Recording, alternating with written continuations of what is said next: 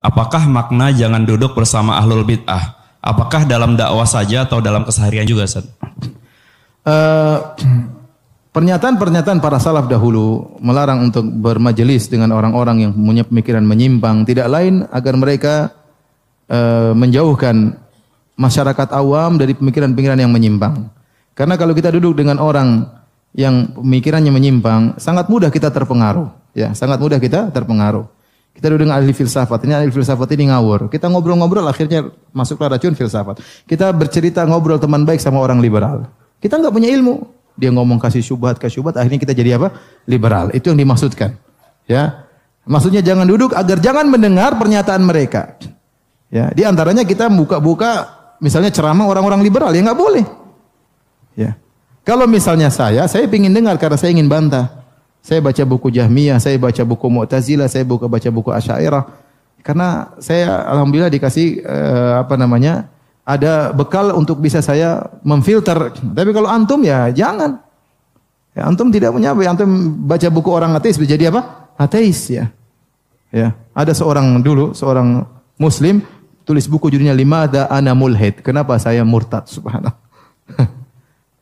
Sampai dia tulis dalam buku, saya baca bukunya. Sampai dia bilang, orang-orang muslim berbahagia, saya tanpa Tuhan pun saya berbahagia. Ditulis dalam buku tersebut. Orang Mesir.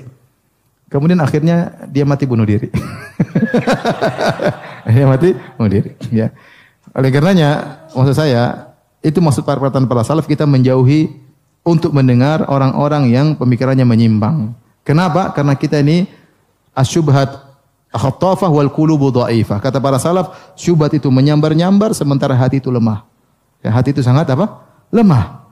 Ya, orang yang tidak punya bekal yang kuat begitu dengar syubhat, benar juga ya. Terus datang sama ustaz. Ustaz itu bilang gini, ente ngapain dengar-dengar? Setiap dapat syubhat datang ke saya, bikin pusing.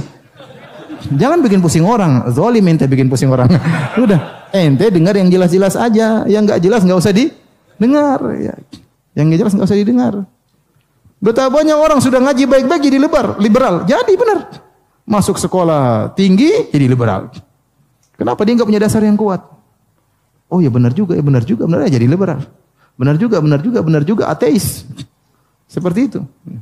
Itulah maksud perkataan para salaf, bukan dalam masalah perdagangan. Jangankan sama orang yang menyimpang, sama orang kafir pun kita boleh berdagang. Enggak ada masalah, paham?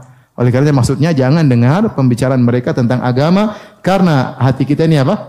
Lemah. Kita mudah terpengaruh kalau tidak punya landasan yang kuat. Wallahu a'lam bishawab.